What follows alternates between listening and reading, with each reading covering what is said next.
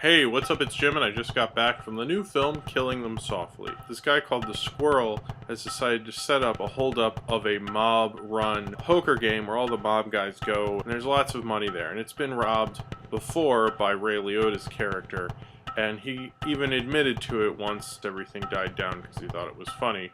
And everyone was okay with it. So the Squirrel figures he can hire two guys, played by Scott McNairy and Ben Mendelsohn, to hold up this mob-run poker game. Unfortunately, that pisses everybody off, and they're looking for the guy. They initially blame Ray Liotta, but Ray Liotta had really nothing to do with it.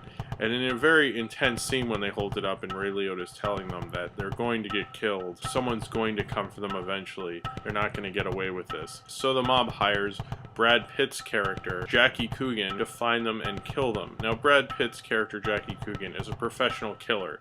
He, as he says, kills them softly because he doesn't like them to suffer and moan and plead for their lives. He likes to shoot them quick and painlessly, so it's a lot easier and more efficient. But he's having to deal with a collapsing America as the financial crisis, which is taking place as this film takes place, and the end of the presidential election in 2008 is happening, and the mob is pretty inefficient and disorganized, and even when he hires another hitman played by James Gandolfini, he's not what he used to be, and he's trying to do the job the best he can and kill these three guys who organized this mob hit. Killing Them Softly, which is directed by Andrew Dominic, who also directed Brad Pitt in The Assassination of Jesse James by the coward Robert Ford. As much as The Assassination of Jesse James was very overambitious, and I think that was a very good thing. Its running time worked very well for it. It was a very well-told story. It was shot beautifully, and it all, I think, came out to be a really great Western.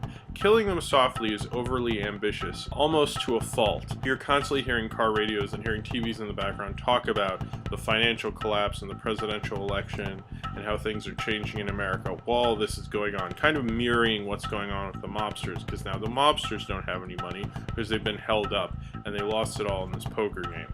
Much like what happened with the bailout, and you're hearing about the bailout while they're being held up. I don't think that's necessarily unbelievable, because especially at that time, a lot of people were listening to the radio and watching TV news a lot because of the presidential election, because everything that was going on. So that's not too unbelievable, but it almost cuts through some scenes, and especially the hold-up scene, which I thought was a great scene. It's just hearing about the bailout in the background was maybe too much, and I think a lot of times this was just too ambitious. He's accomplishing too much with a simple kind of genre film, which probably would have been great as just a simple genre film if he had just cut out all this political commentary, which I think overdid it completely. I like that he made such a weird kind of experimental artistic genre film, but the problem is his ambition hurt this film. You know, he was too ambitious. If he had just scaled back and given us a direct genre film, and there's nothing wrong with just making a straight genre film, it's almost like Dominic felt that was like beneath him, so he added all this political commentary and he tried to do something different with it. I really wish he hadn't done that at all. He just overthought something that should just be done simply. Now, he gets a lot of great performances, but I think that's because of the great cast he has. Brad Pitt, Scott McNairy, Ben Mendelsohn, Richard Jenkins, James Gandolfini, Ray Liotta, Sam Shepard. I mean, this is a great stable of actors to use at your disposal. There was great standout performances by Scott McNairy, who we've only really known from Monsters until this, and he had a part in Argo, but no one seems to remember him in that. He was both experienced and wide-eyed at the same time, especially around Brad Pitt's character. I think Brad Pitt's Jackie Coogan, anyone around him is going to look like an amateur because he's so professional. He's got such a confidence about him, and even when he's telling them how he likes to kill people, you know, like killing them softly from a distance so he doesn't have to hear them suffering, he's kind of like inhuman. He doesn't want to hear the human part of it. He wants to kind of kill them like cattle. I kind of like Brad Pitt and his confidence in this film. I like Richard Jenkins as kind of the mob middleman. Him and Brad Pitt had a lot of scenes together in a car that seemed to be shot the same way. Just another day at the office. We're in the car again talking about what we should do. Oh ho hum. I don't want to say this is a bad movie because I don't think it's a bad movie, but it's not very good for modern audiences. I think it's a little too weird.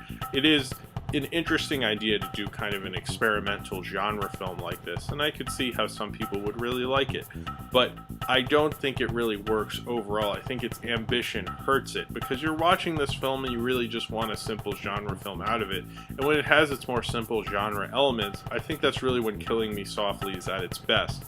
But every time Killing Them Softly overdoes it with the political commentary. It almost kills it. Andrew Dominik overthought something that was simple. It's like if you want a cheese pizza.